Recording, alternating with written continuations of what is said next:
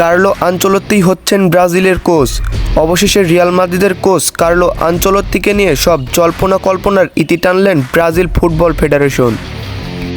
গতকাল আনুষ্ঠানিকভাবে নিজেদের ফুটবল ইতিহাসে প্রথমবারের মতো কোনো বিদেশি কোচকে নিয়োগ দিল সিবিএফ। 2026 সাল পর্যন্ত ব্রাজিলের কোচ হিসাবে চুক্তিবদ্ধ হলেন তিনি।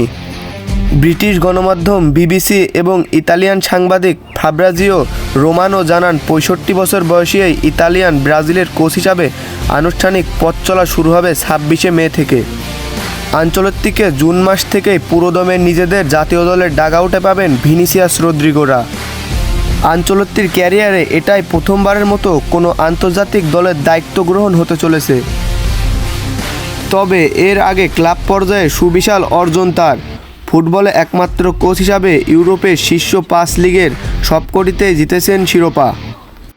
তবে এখন দেখার বিষয় তিনি ব্রাজিলের জাতীয় দলের ডাগআউটে এসে ভালো কিছু করতে পারে কিনা। আপনাদের কাছে কি মনে হয়, তিনি 2026 বিশ্বকাপে কি ভালো পারফরমেন্স দেখিয়ে ব্রাজিলকে 2026 বিশ্বকাপের ওয়ার্ল্ড কাপ জেতাতে পারবে?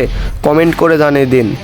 আর ফুটবলের নিত্য নতুন আপডেট পেতে আমার এই চ্যানেলটি সাবস্ক্রাইব করে পাশেই থাকুন। আসসালামু আলাইকুম, ধন্যবাদ।